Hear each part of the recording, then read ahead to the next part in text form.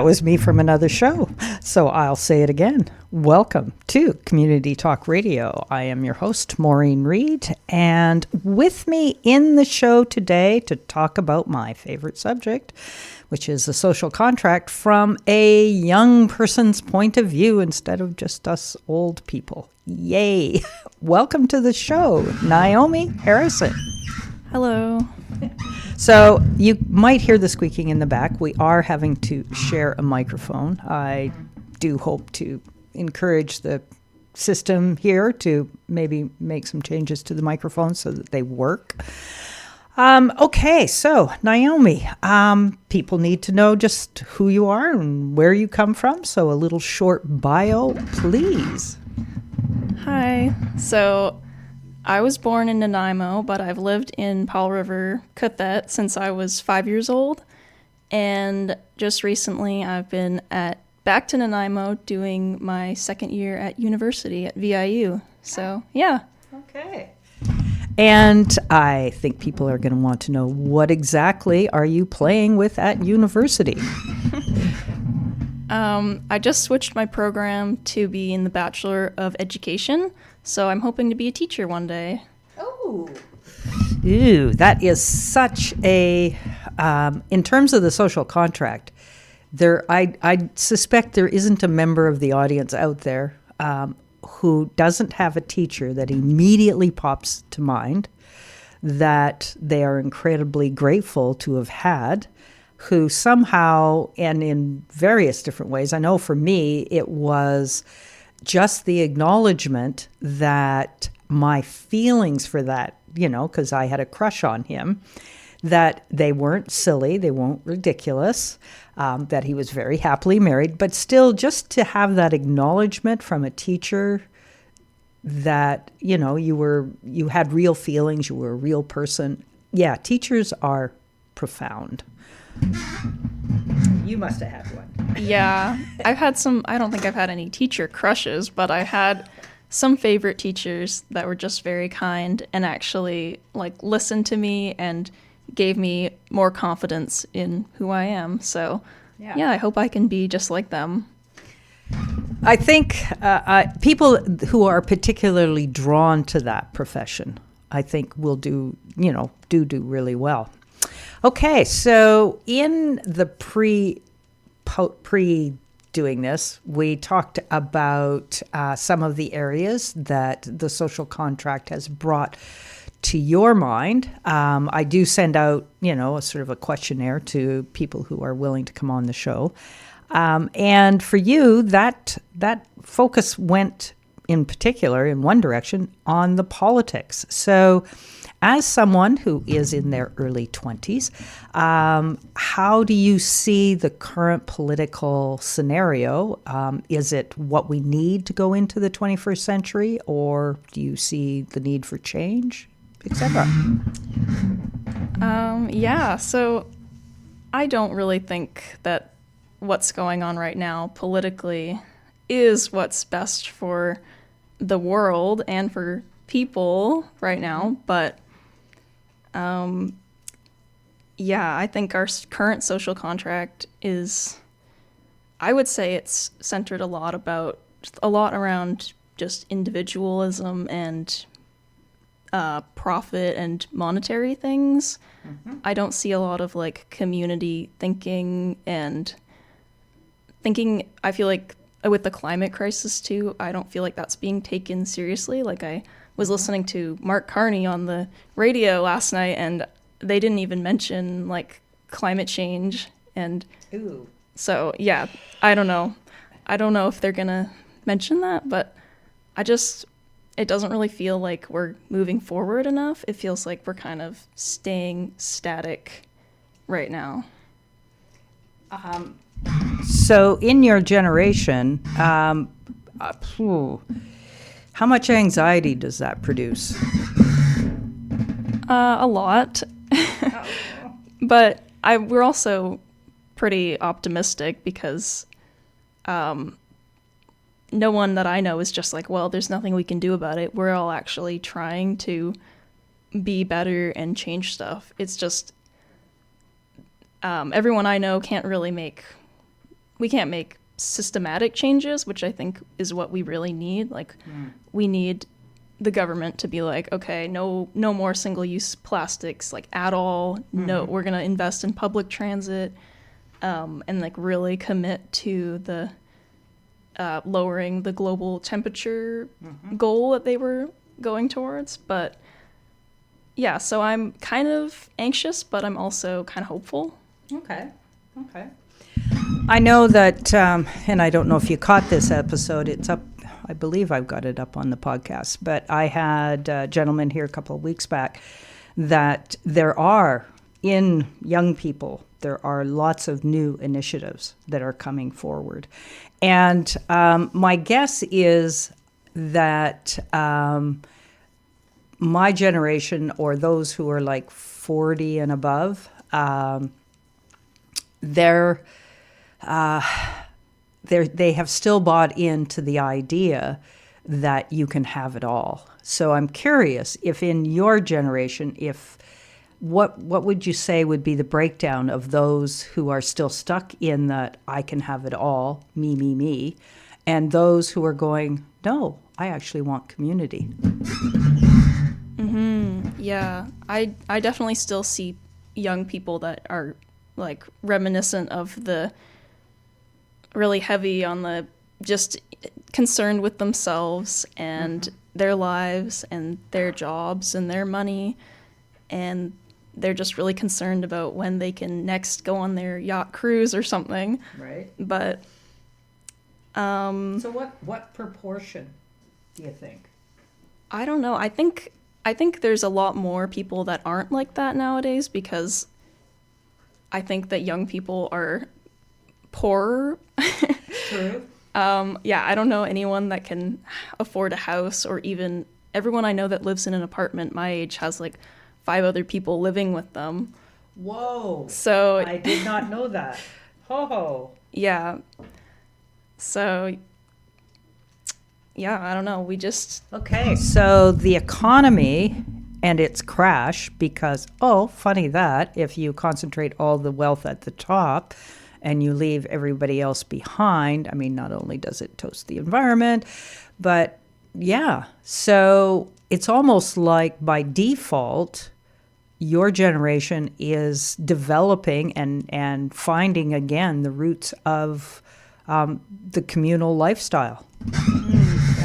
Yeah, we are. We also can't live like that. Like, we cannot all own individual cars. We can't all live in a suburban home. Like, the Earth can't handle that. And yeah, people's population just keeps, like, Canada's population keeps growing, and not everyone can live the same way we've been living for the last, like, 50 years. Yeah. It's just not sustainable, and I don't think it's working socially either.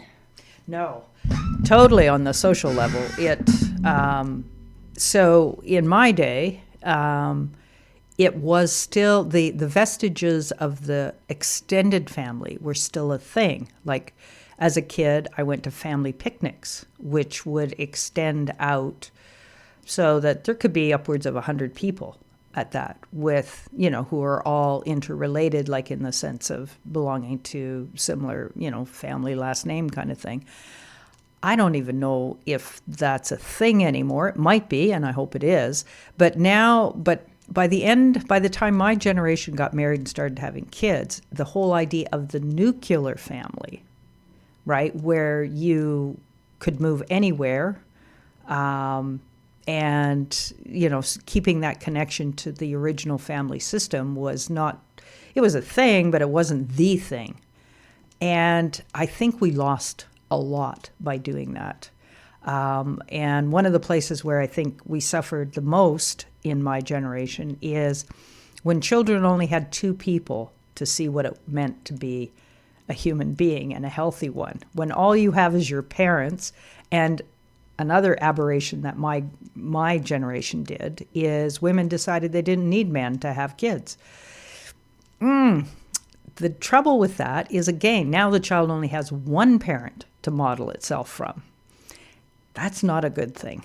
So I'm happy to hear the communal thing, because yeah, you put more people together, you got more options. That's funny because I was raised by just one woman. So, and my family circle's pretty small too. It's just me and my mom and pretty much just my two brothers and me. So, yeah. But I do think, what's the saying that like it takes a village to raise a child or something? I do believe in that. So, yeah. I mean, it's, and I don't mean to say, that yourself, you seem pretty well adjusted to me, actually. But a child who has access to more than the parent or two parents, we stand the chance of mitigating the fact that bad behaviors can become systemic in a family, right? If it's too isolated, if kids don't know there are other options, then the patterns just repeat. Yeah, that's true.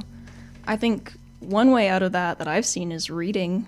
Because I only had my mom's influence pretty much, but I read a lot of books when I was a kid. So I also feel like books kind of raised me in that I got a lot of like people's stories through books. Right. Yeah. Yeah, that makes sense. Okay, so you are also part of that generation where the internet had already happened. And so for my generation, with the rotary phone and 3 channels on the TV, and I probably as a kid went to maybe 3 movies in a year, maybe. Yeah, probably not even that many. Okay, so it would be impossible for you to see the world the way that I used to see the world because you grew up with the internet. Are you concerned in terms of the social functioning with the way influencers and the various media platforms are creating? It appears to me, anyway, that they're, I think they call it siloing people. Yeah, definitely. I think there is good things out there on the internet that are actually helpful and non-biased and that are probably fine for kids. I still think kids should probably not spend all their time on the internet, but yeah, a lot of those influencer things and YouTube videos that kids watch for hours and social media too, I think there's a lot of, like you said, they're just steering them in one way of thinking because that's the way the internet works. They only show you things that you want to see. Right. So, yeah, I think that's dangerous. And I also think that a lot of people don't seem to remember that a lot of the things on the internet are for money. So those people on YouTube will do anything to get more streams. Right. And it doesn't matter if it's ethically good or not. So, yeah. What are the portion? So when I was your age, the quick way to be rich and successful and popular, and that was to jump on the musical bandwagon, which unfortunately killed lots of people because those people had no idea how to be that kind of celebrity, and that experiment, unfortunately we lost a lot of talented people. So now we've replaced that with the TikTok and there's probably other ones that I wouldn't even know the name of. So is that sort of the little, golden ring that people are shooting for? That kind of work, where they can be popular and...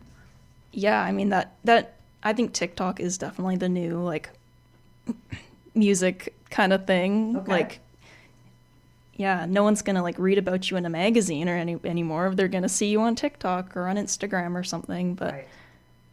Yeah, I have a lot of problems with TikTok and various social medias, not only because they're owned by people and corporations like Meta, but also because they are, I don't think they're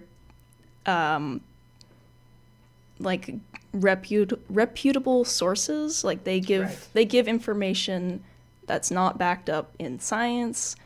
Actually, I see this not only with young people, but a lot of old people that have internet access.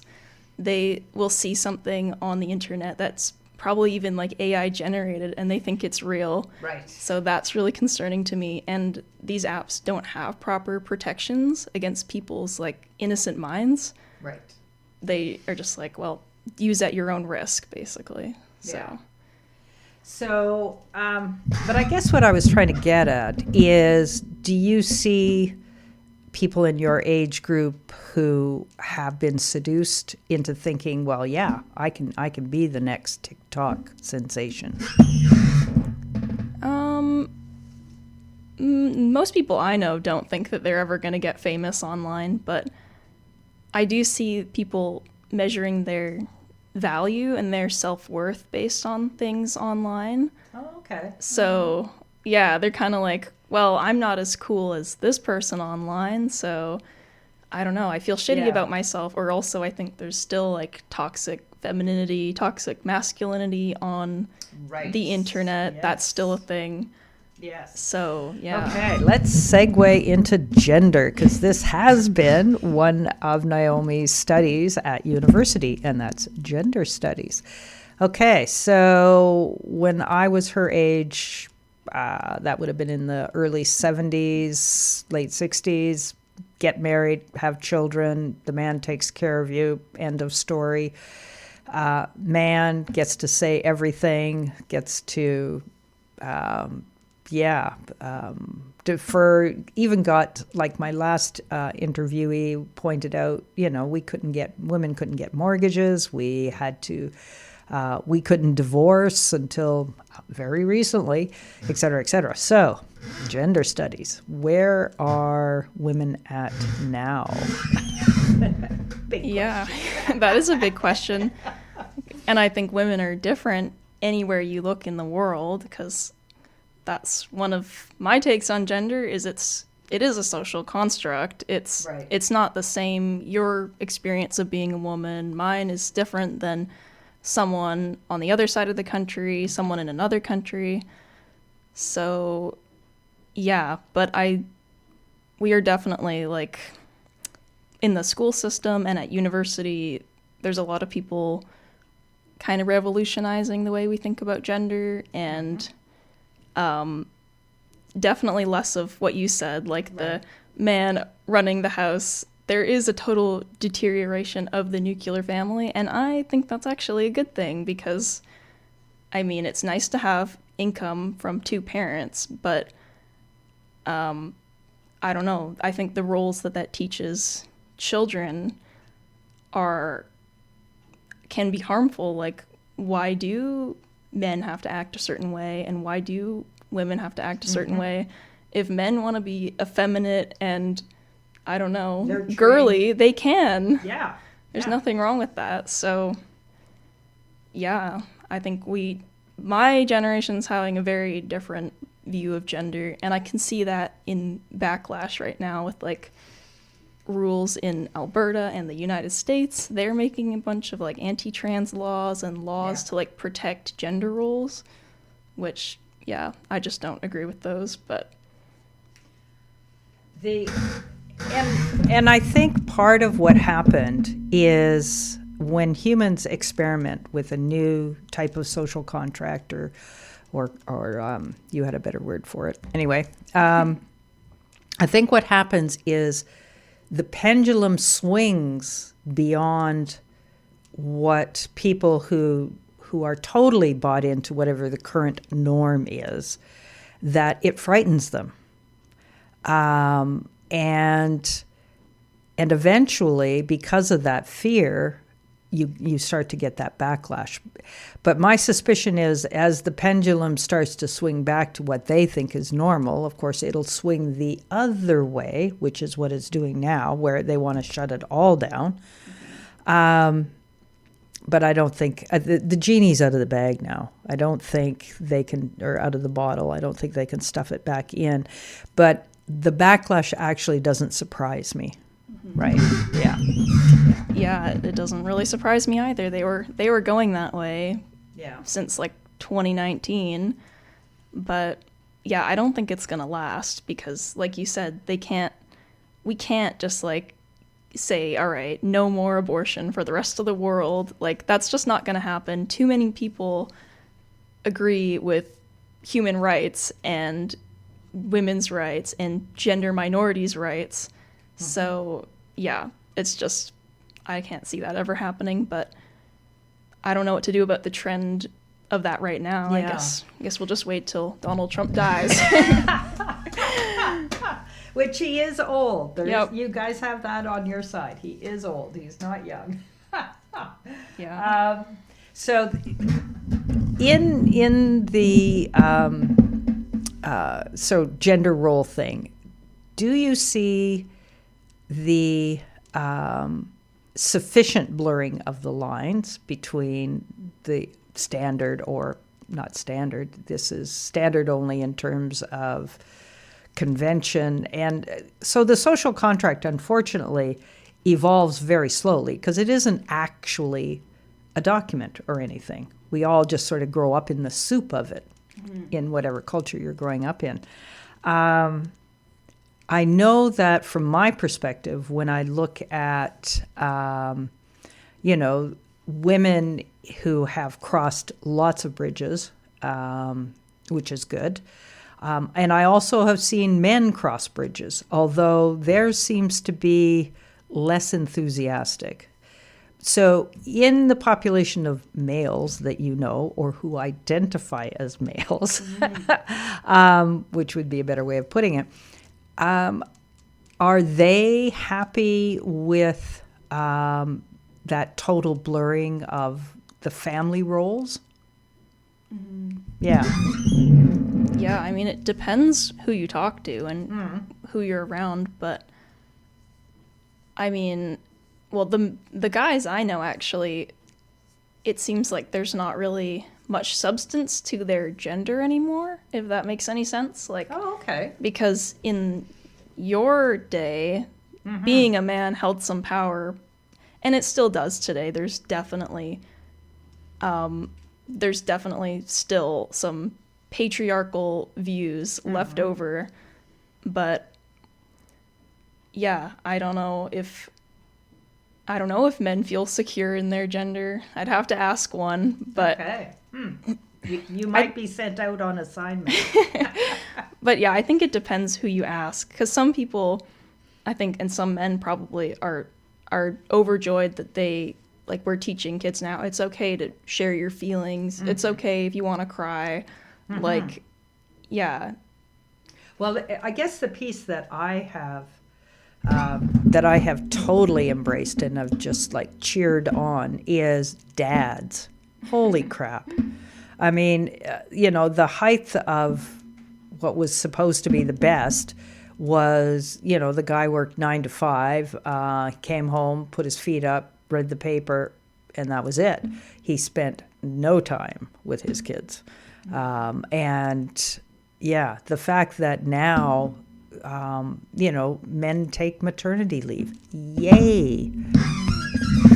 Yeah, that's amazing. I'm glad that that's going on.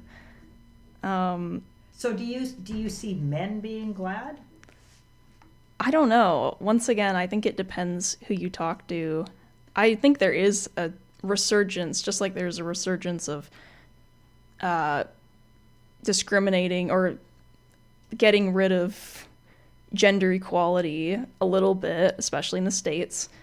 I think that there is kind of like some men coming back and bringing back toxic masculinity a little bit. I have seen that. I've seen like young guys too, like bringing back toxic masculine things, and I don't think that's good for them. I don't think that's good for anyone they're around. But that might just be due to confusion or something. Like maybe they don't know who they are without that masculinity, like as a shield. But yeah. Yeah, back in the day when the whole feminist movement, which has had its ups and downs over time, there was one of the unfortunate pieces of feminism is there were a whole way of women got into this hating men thing, which wasn't useful. And then, there was, I can remember even myself thinking, okay, well, guys need to step up to the plate and decide, that their role doesn't have to be as static. But there was never sort of the thing in the streets with men as there was with women. And the other thing about it is, if we're going to survive as a species and create community, what do you do with the competitive / war-like testosterone-driven behavior? Like, how do we translate that? Is that even in a discussion in gender study? Do you mean testosterone-driven violent rage as in like a natural inept thing, or as in like a taught thing? So pretty much any guy under the age of 25 doesn't think they're ever going to die. Mm-hmm. That's testosterone. That's why the old men send them to war. Mm. Right? Yeah. I mean, well, I guess they're a little delusional then, because they are going to die one day. But once again, I would say that behavior is largely learned and taught subconsciously, but okay. I don't think that there's anything that's naturally makes men more aggressive or violent. I don't know why they can get away with doing more like violent acts, or most crimes are done by men, but I don't think that that's something innate to them. Okay. I think that's a product of culture, yeah. Especially North American culture, because I don't know if that's true all over the world. So yeah, I don't know. Mm-hmm. What that brings to mind is the Maori and their war dance, where they, yeah. But anyway, so there are other cultures that sort of, so whether or not it's nature or nurture, that would be the sort of old school style way of addressing that. It is, yeah. So what, in terms of what you're studying at university, are there pieces that you're going, why aren't we talking about, yeah. Well, they're pretty progressive over at VIU, so I feel like they have a pretty complete education. I'm very happy when I go into any classroom and I see like really accepting and maybe out there a little bit views, but they seem like everyone there is so smart, and they're all trying to move towards some bigger picture that's better than how it is right now. Sweet. Yeah. Sweet. That almost sounds like the corporate world hasn't got their fingers in that particular pie. I think it only comes to science and research where it's unfortunately too dominated by corporate influence. Mm-hmm. Yeah. Humanities, maybe not. Yeah. Well, the actual instructors they're not biased like that at all, but the university as an institution is affected by that. Like VIU is cutting a lot of their social science programs. Like I don't want to say anything that I'm not sure of, but yeah. I do know like anything that doesn't give you a job at the end of it, a certain job, like they're not cutting the teacher program, they're not cutting the trades programs, or like the nursing programs. They're keeping those, but anything that's not gonna make people money, I think either there's just not enough enrollment, Or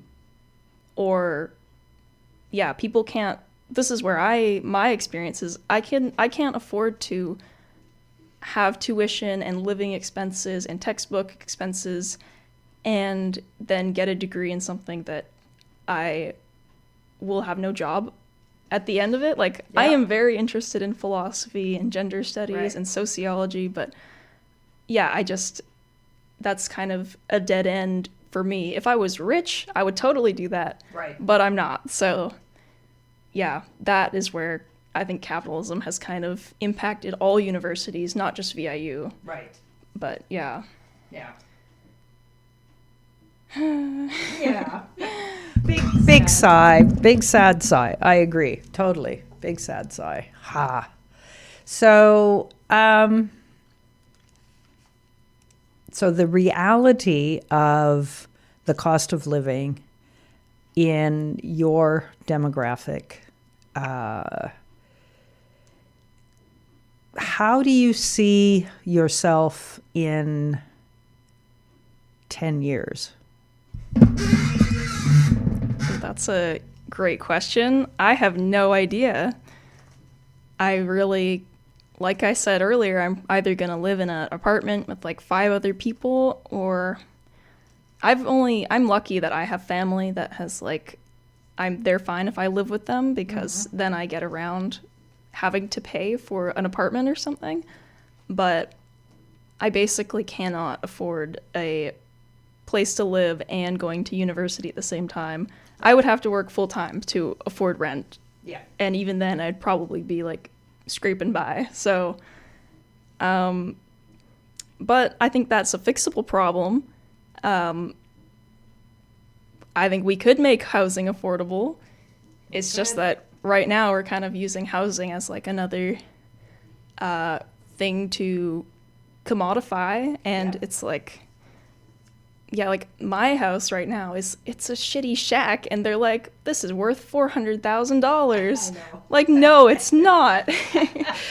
It's a piece of crap. I mean, it's a good house. I shouldn't diss my house, but seriously, like, it's unrealistic, the prices right now, and like $2,000 a month for like a tiny apartment that's not in a good location. Like, it's unrealistic. People are just greedy. Like, it's greed, basically. And that is a trend right now and I mean, not right now, just in general, for the last like 100 years, is having profit before people.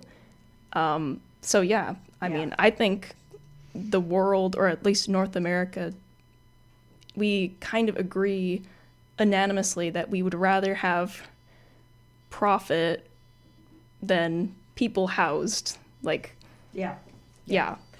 And it's so the experiment, I think we can all agree, has failed. and so models that could come out of the failure of the capitalistic greed phenomena. Neoliberalism. Yeah. We talked about that at philosophy. It's true. So in the groups of people that you hang out with that are your age, do they talk about a different way of building community? Oh yeah, we do. We talk about lots of different stuff. Yeah, I know anarchists, I know socialists, I know communists, I know them all. And I mean, the only reason we think about that is because capitalism is not working. I can see it. I think a lot of people can see it. And I mean, I know there's a lot of like proposed, like, we could have green capitalism where we focus on the planet and like invest our money in environmentally sustainable stuff. But I just can't see how you can be striving for profit and be trying to consume less and create less and live in harmony with the earth. Like, it just doesn't make sense to me. So I think we need a different a different way of living. I don't know what that should be. I have no solution. But Okay, so I'm not going to ask. I'm not going to ask for the solution, but what I am going to ask for is, I like to do this piece, which is, if you had a fairy godmother wand or magic wand or however you want to put that, what kind of community picture would you paint? Not how you're going to get there, but what would it look like? Oh boy. Well, there's a lot of things. How many wishes do I get? As many as you want. Okay, perfect. Well, probably first thing in Canada, at least, would be like Indigenous knowledge being accepted as relevant and true, and lifting up Indigenous people, because that has been something the government has been slacking for a very long time. Okay. They're still treated like garbage, basically. And so that's something I would change.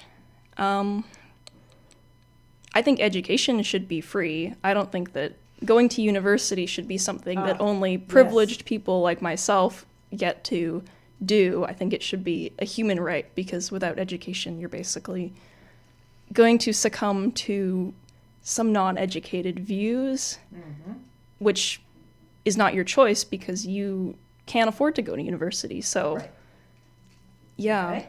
And then, definitely we need to do some environmental thinking.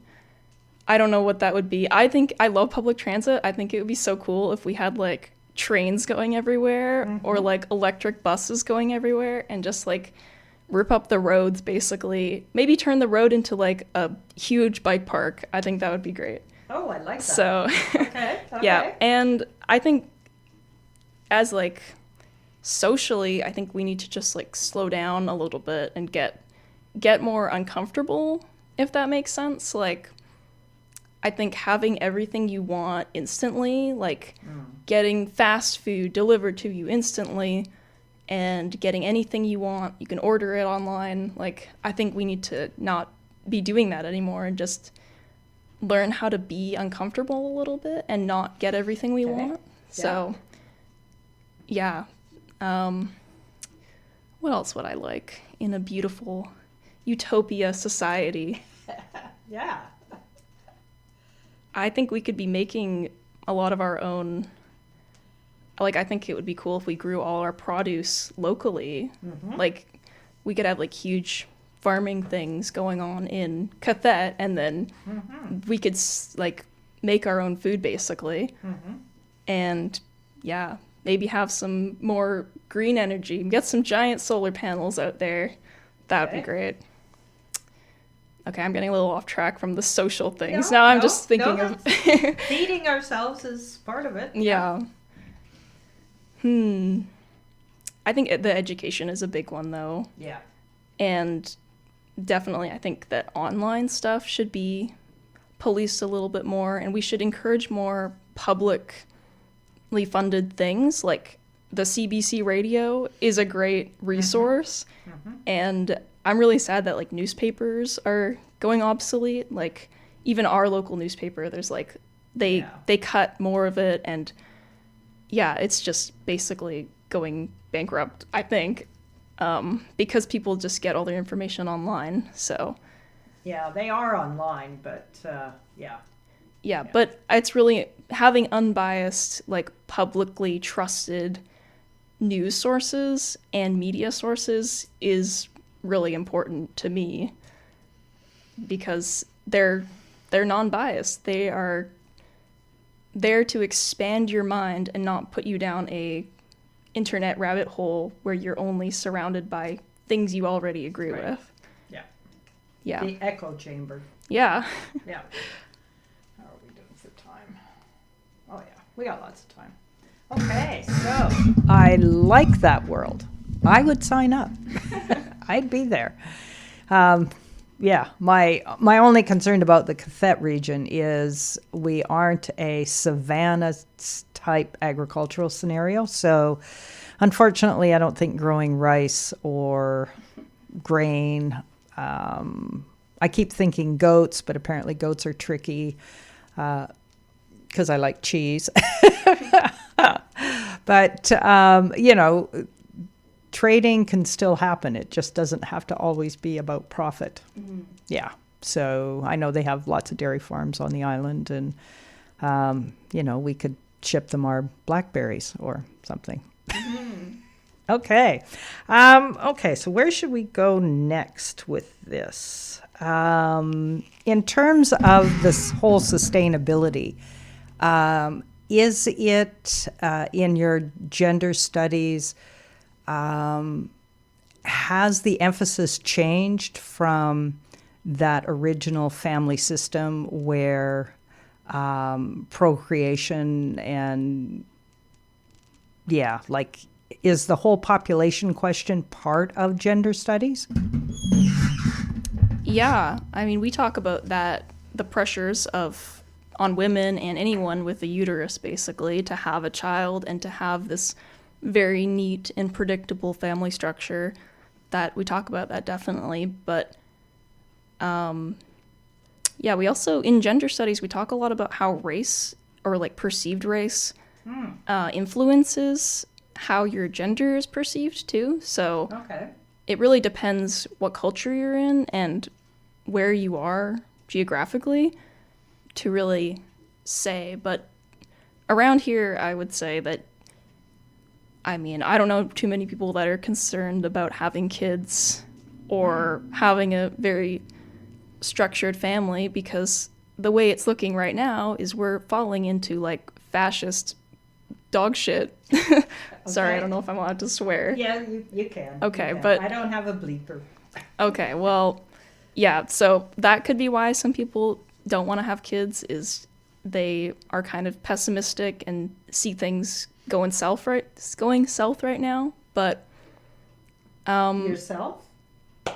No, just like they're seeing the world going to shit, and they're like, I don't want to bring a kid into this world. But how about yourself? I don't know. I think I like kids. Maybe I would have a kid. But, like, I can't think of how I would afford that. So that, even just you saying that, and the world of difference between when I was your age and you now, that wasn't even a thing. Yeah. Yeah, so that's a huge change. Yeah. Yeah. I think so.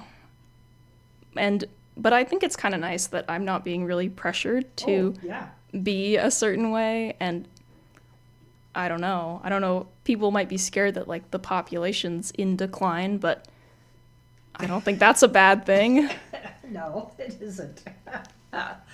And I think one of the backlashes that is being highlighted by the Orange fellow down south is the fact that the white race is in decline. And I keep thinking, well, okay, we've had our shot at ruling the world. We all know what that looks like now. Maybe it's some other culture's chance to have their shot at it. And of course, I'm reminded that we're all just human. So whether or not they can do it better, hey, it's worth a try. So that's that fear of cultural, but it isn't really cultural. It's too big a mixing pot, right? So, yeah, if there are no white, blonde-haired, blue-eyed, I don't think the world will come to a screeching halt. No, it won't. Yeah, no, that's just kind of bullshit that those people are spewing. Well, that's why I said in my utopia world, I think indigenous knowledge, because if anyone's ever spent any time listening to indigenous people or like hanging out with them, they have like a totally different cultural view on gender and the earth and everything. Well, not everything, but yeah, gender definitely. It's like, women aren't the homemakers. They are so many things, and they still have gender, but I don't know, I think before colonialization in Canada, they had a peaceful way of living that was not, it didn't clash with the planet, and it didn't clash with each other. Maybe It they did a little maybe bit. they fought amongst themselves, but They did. But yeah, yeah, I think we could learn a lot by listening I think to too. Indigenous ways of teaching. Yeah, yeah, and that would, you know, include Indigenous people from around the world. Like, so I heard someone saying, this was not that long ago that I heard this, that when the explorers with the prison ships arrived in Australia, that at that particular point in time, the local Indigenous, they worked 2 hours a day. That's all they needed to work in order to sustain their lifestyle. That really appeals to me. You know, granted, you know, they would have had a birth rate and a death rate that would have been sort of the norm at that time. There would have been people that didn't make it and women that didn't make it through childbirth. But in terms of figuring out how to be with their environment, they obviously had it figured out if all they had to do is work 2 hours a day. Yeah. Yeah, that sounds great. It does. I'd love that. Yeah, and I really groove on the teachings of the land and giving back. Like, if you take something, you're supposed to give back, and like even just giving thanks to the planet for something, like some water or some food it's provided to you. I think that's amazing, because that is kind of what we're lacking right now, is we are taking and not giving back. And even worse now, nature is like a commodification. Like, a forest is basically just seen in like monetary value, which is so not true. It's so much more than that. Yeah. And no amount of money could repay to remake like an old growth forest. So No. yeah. Exactly. Yeah. Yeah, but what were we talking about before this? We've been talking about lots of things. It's true. Let's see. I can't remember either. I don't know. Yeah. But that would make the world a lot nicer, I think, if we adopted some of those teachings. Yes. Yes. If we were to take a inventory of every culture's best practices, and, you know, adapted, or not even adapted, but at least incorporated best practices from different cultures. The world would probably be in way better shape than it is now. And I mean, I think one of the things that strikes me at this point in time is, if we don't choose to do the collapse of the current system in order to, you know, build from the ashes, please, something new. I think that the only other alternative is to actually learn how to sit down with people who do not share your values and your way of being, and to find a way to, build communication links. Are there, at the university level, are there groups that do that type of thing, who foster, like, do they still do sort of the politic practice in universities? Yeah. Yeah, I mean, we have lots of like speakers come to the university and speak on a bunch of different things. We also have like, I think there's a group at VIU that's like hang out with someone from Kenya or something for a day. Oh, okay. Or like hang out with someone from Brazil or like anywhere, whoever's there, and just get to learn a bit about their culture and whatnot. But the thing with all those is, at VIU, they already reinforce my views.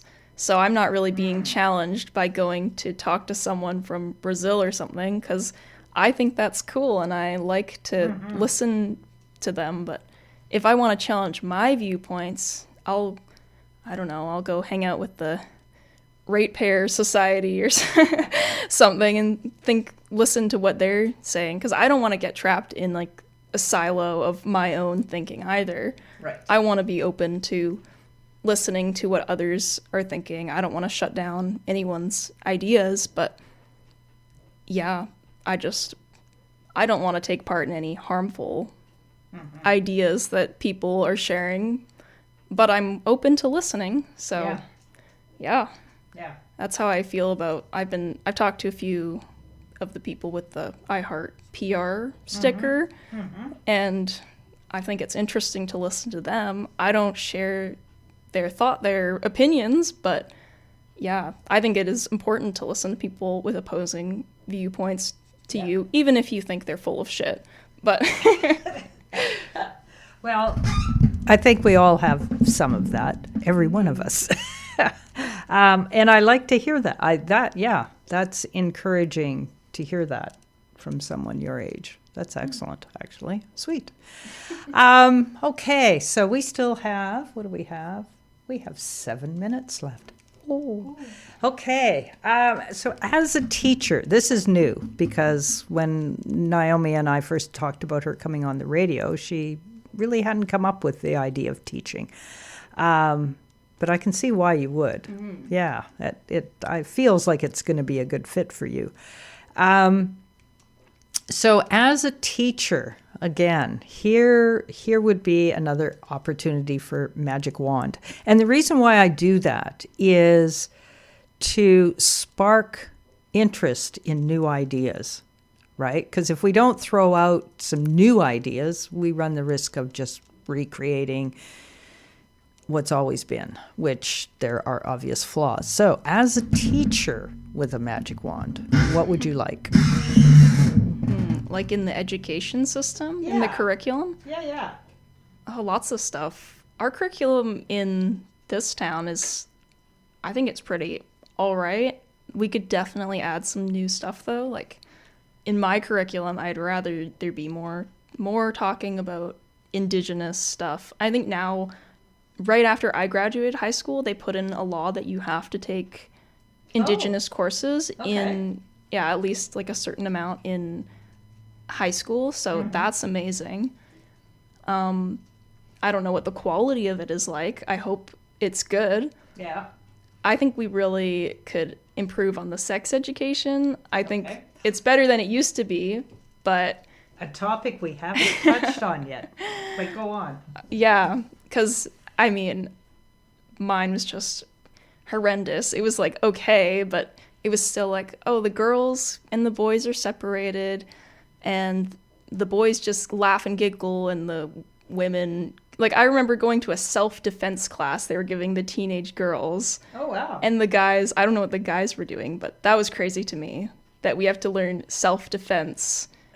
Good point. Yeah.